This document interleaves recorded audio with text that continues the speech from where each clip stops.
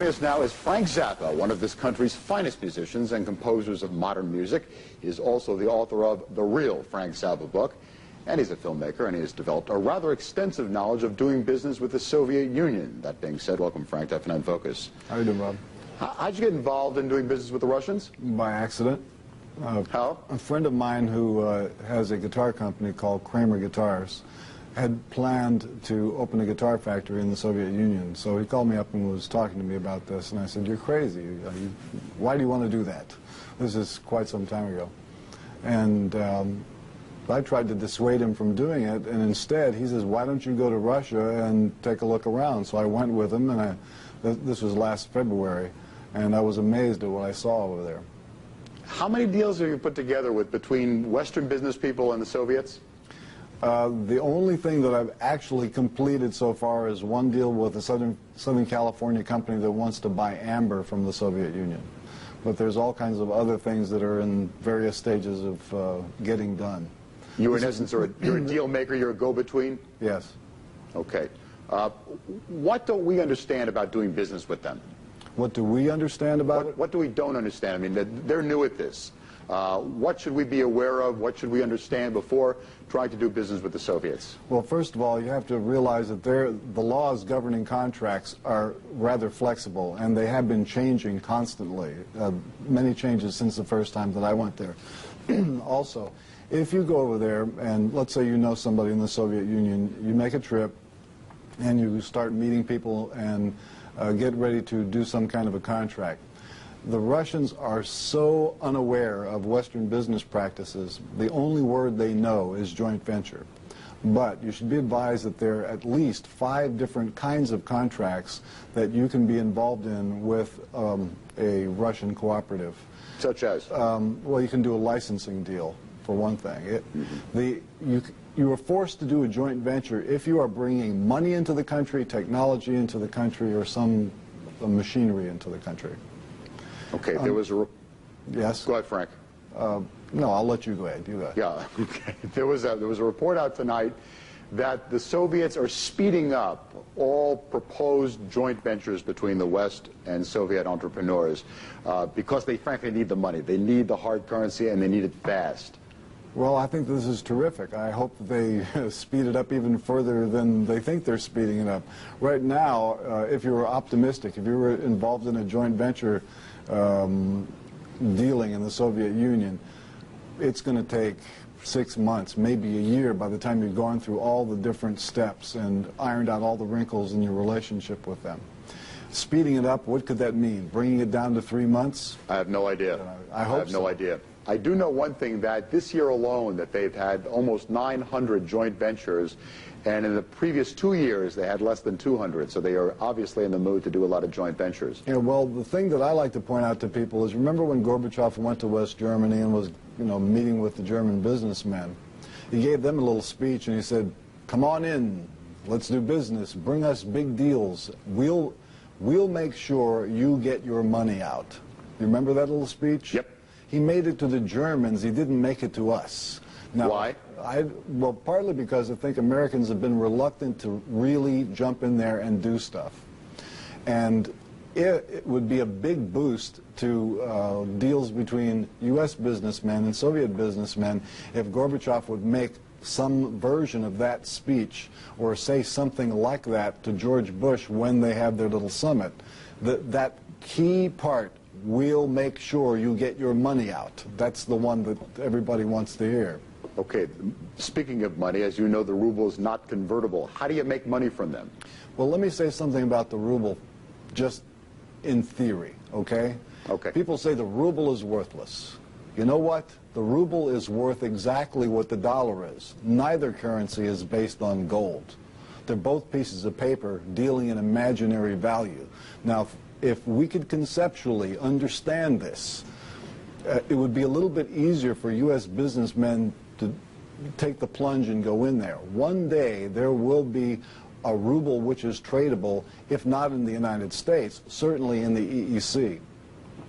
And I would say, I would give it 3 years, 4 years before that would happen. And if they want to speed up the joint ventures even further, whatever steps need to be taken on the Soviet side to harden that currency should be taken immediately. How has Gorbachev's order to devalue the ruble affected doing business? Well, part of what's confusing that is they had talked about setting up this special free enterprise zone along either side of the canal between the Soviet Union and Finland, where they were going to have a special currency of a golden ruble. I don't know whatever happened with that. And also another zone in another part of the country. And there were some protests within the zone. People said, we didn't want this. And there was another slight problem with setting up this special zone. It was going to be governed from Moscow. And I think that in terms of practicality, they didn't really work out all the details on it before they announced it. Does it help or hurt you when you do business with them that you're Frank Zappa? Or does it matter? It helps. They know who you are? Yes, they do. Does it help or hurt? It helps. Really? Yeah. What about doing something with your music over there, selling them, Well, whatever you've got, setting up a record company over there? As far as the music goes, when I went there, I wasn't trying to do musical stuff, but the host who was showing us around is a guy named Stas Namen. He took me to Melodia, which is the national record company, and in one afternoon I made a deal to have some of my albums distributed there. I don't want you to tip your hand if you're working on a deal, but just if you can give us some examples of some things Americans could think about doing with the Russians that they need, or they would really be willing to buy, or they could make over there for us. Well, let me tell you one thing that would be very timely now that winter is coming. One thing they need very badly is windshield wipers. Really? If you go there in the wintertime, and you're in a cab or you're in a car, when the guy parks the car, the first thing he does is take his windshield wipers off because they don't have any and somebody will steal it if he doesn't take it off and carry it with him. It's kind of like radios here in New York. But it's more valuable because if you can't see out your window, you ain't going no place. You can always hum to yourself. Great example. Give me some others if you can. Well, toilet paper, this is not a joke. They are I understand. They do have something that they call toilet paper, but it's not everywhere. Closer to wax paper? No, it is very rough, and whatever chemicals they use to make the paper stay in the paper, and it can eat the bottom half of your body off if you use it. That's if you can find it. Now, I would advise any Western businessman going to the Soviet Union to buy many little packages of Kleenex and keep those in your pocket, because if you have to go to a public toilet, you will not find any paper in the public toilet at all. How concerned should American business people be with the current economic crisis they're having in the Soviet Union? They celebrated the Bolshevik Revolution today, and there were mass protests against the government. There was a poll released on Sunday suggesting that 90% of the people in the Soviet Union think they are in for hard times and that things are not good over there. Well, things are not good over there. However, there's another view, which was expressed on a CBS Night Watch show, Charlie Rose show that I saw last week, an interview with a black reporter from the Moscow News who gave this aspect of it. They know that things are going to be tough, but there are people there who would rather have freedom than to have a little extra sugar, an extra tea bag, or a little more toilet paper. There are many people who are willing to put up with that in the hopes that their country will become more free. The other knock against the Soviet Union is that their workmanship ain't the best. There is an exception. Now, in one case where I was talking with a Soviet official about what the possibilities were of setting up manufacturing there, he told me they have military factories which they are decommissioning, and all the best labor in the country are the people who work in these factories. So I would advise any U.S. manufacturers that are looking to have something built over there, you could make a deal to get some kind of recommissioned military factory for your product. Okay, let's take a break. When we come back, we'll open up our phone lines for Frank Zappa, 1-800-283-FINN. Stay with us here on FNN Focus on the Financial News Network. We'll be back.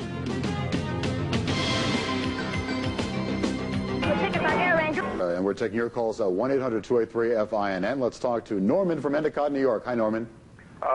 Good evening, Frank. Hi. The changing face of communism over in Eastern Europe. Yep. Your opinion on it, is it happening too fast, and how will it, if any, affect your business ventures with the Soviet Union? I don't think it's happening fast enough. I'd like to see the whole thing go away. And then it'd just be like doing business with anybody normal. One thing that I'm looking forward to in the future is when the Soviets open up their own stock market. As the Poles have announced they're going to have a stock market, I would like to see one in Moscow. Frank, are you just doing business with the Russians or any of the other Eastern Bloc countries? Well, I have some people that I've been speaking with in Hungary, but I haven't been there yet. Okay. Doug from Cliffside Park, New Jersey. Hi, Doug. Hi, Frank. Hi. I'm in the process of reading your book, and I'm enjoying it very much. Good. In your book, you made a comment that you thought you weren't a virtuoso guitar player. What album or material you have demonstrates your guitar work the best? The most recent guitar album is called Guitar, and it was put out in '88, so let's try that one. Okay, Bob from Davis, California. Hi, Bob. Hey, Frank. Hi. I got a question. How do you suggest that parents monitor their kids' music without having the extreme of rated music and without having to buy some of this stuff that I don't particularly like to listen to? What kind of advice do you have? Well, if you're really, really, really worried about kids hearing strange words on records, then get them instrumental music. Okay. Philip from Marco Island, Florida. Hi, Philip. Hello? Hi. Yeah, Mr. Zappa, I've been a big fan for many years, and the thing that I wonder about is what keeps you so involved with so many pressing issues like you are now with the trade in Russia and things like that, when so many of your contemporaries seem to have fallen by the wayside? Well, I can't speak for them, but, you know, I like to keep busy, and I have many different interests outside of music. What is it about business that fascinates you, Frank? You've always been a businessman. Back in the 60s, when it wasn't chic, you were calling yourself a businessman. Well, I call it the way I see it, and I was a businessman, and everybody in the rock and roll business is a businessman. You can't just say, oh, yeah, I'm an artist, because basically what you're doing while you're in there is making money. Now, if you want to pretend like you're not making money, and if you want to pretend like you don't know where the money goes, then you won't enjoy the results of that. You have to pay attention to the business side of it. And you're looking prosperous, we're happy to say. Well, Seth from Norwich, Connecticut. Hi, Seth. Yeah, hi. Hello? Hello? Go ahead, Seth. I was just reading your book, and I found the section on the drug policy very interesting. I was wondering what your opinion was of George Bush's war on drugs that he's waging currently. Well, let your mind drift back. Just a few years ago, see if you remember when Ronald Reagan announced a war on drugs. Do you remember that fateful day? The whole idea of war on drugs, it's a political tool. It perks things up a bit. And you can see that from the announcement that Bush made, there was a lot of flag waving and jumping around, but what's the results? It goes off the news in 2 weeks. In the case of the Reagan war on drugs, the way he announced it was he accused Hollywood of making movies that promoted drugs. And that was the lead story on the CBS News about 2 years ago. And it was embarrassing because the instant suggestions were that Hollywood caused the drug problem because they made movies with people using drugs, and also the record industry contributed to it because they had songs with drugs in it. And it was a completely bogus, naive idea, and this was followed up with the remedy that we should drug test everybody in the United States, leading to the concept of the possibility of a piss police patrolling your neighborhood by the end of the week. So I'm waiting for George's piss police. I hope that'll come around here. Jeff from New York. Hi, Jeff. Hi, I just wanted to tell Frank that I'm a fan of his for many years. I'm still freaking out to the Freak Out album. Hi, Jeff. But I wanted to ask you if you noticed the art situation that's developing in Moscow now and your reflections on that. Yes, I did go to a number of galleries. I actually went to some of the homes of the people who were painting the pictures, and they really have good stuff there. It's excellent. I wish that more of the younger artists' work was coming to the United States. You ever thought about bringing some of it over, Frank? Well, as a matter of fact, I have a meeting tomorrow with a guy about that. Okay. Alan from Fort Lauderdale. Hi, Alan. Hi, Frank. When are you putting out your next album, and what do you think of LSD in the 90s? Well, let me tell you what I thought of it in the 60s. LSD was a chemical that was designed as a chemical warfare agent. It wasn't designed as a toy. It was designed to stupefy, mystify, nullify, and mess up an enemy. And what happened with it? The people who made it gave it to U.S. citizens to test. And the result? The people who used it then mutated into born-again Christians and yuppies. Now, this is a very dangerous drug, and we shouldn't be using this stuff in the 90s. Because if you give LSD to a yuppie, there's no telling what's going to come out. Okay, Peter from Vero Beach, Florida, you're on with Frank Zappa. Hi, Frank. It's an honor and a thrill to be able to talk to you. I'd like to ask you, though, with all the current droppings in the political barriers that you keep seeing and hearing, do you see the world becoming more as just one place where everybody seems to be able to get along and work together? I wish it were true. The biggest stumbling block to that, sorry to say, is the U.S. government. This nation is the nation on the planet least prepared for peace. It seems that nobody in any think tank connected with this government or any of the parties have figured out a scenario for what to do if they don't have a Cold War. You know, and that's one of the reasons why we're floundering right now. We've got no plan, nowhere to go. Now, if we just had that and could take it with gratitude that some of these things that we have been fighting for years to bring freedom to some of these other countries, we didn't even have to do it. They did it themselves. We should go, yeah, great, they did it. Now let's go, get rid of the old garbage and go do something practical. All right, Michael from Philadelphia. Hi, Michael. Frank, thank you very much. I have a question. We have a young marketing company that's just getting started, and we were looking for the Soviet Union to market some U.S. products. We were in touch with a company called Amtorg, which is supposedly set up by the Soviet Union to accept U.S. products into the Soviet Union.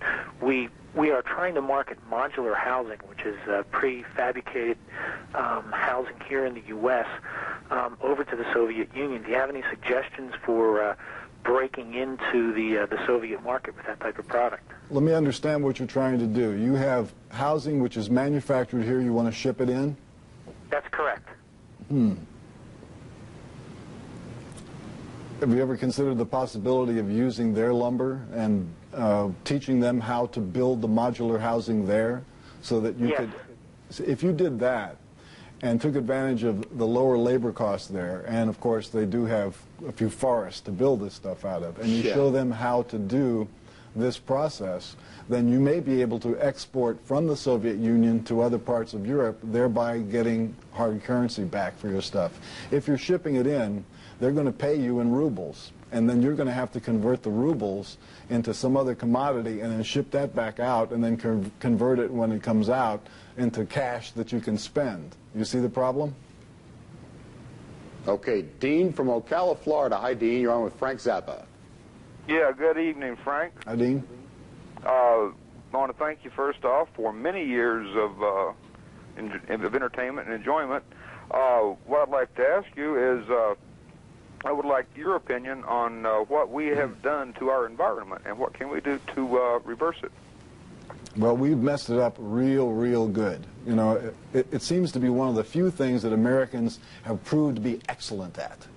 We have managed to do things to an environment that other people haven't even dreamed of yet, because we have the tools, we have the chemicals, and we've been dumping them all over the place.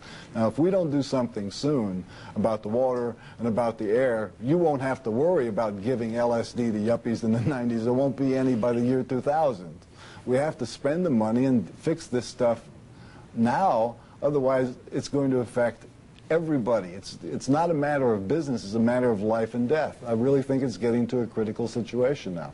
Frank, we have about 20 seconds left. When are you going to Russia next? Probably within a couple of months. I hope you'll come back after your next trip. Okay. Frank Zappa, thanks very much for being with us. We'll be back with a look at tomorrow's show after this. Stay with us here on FNN Focus.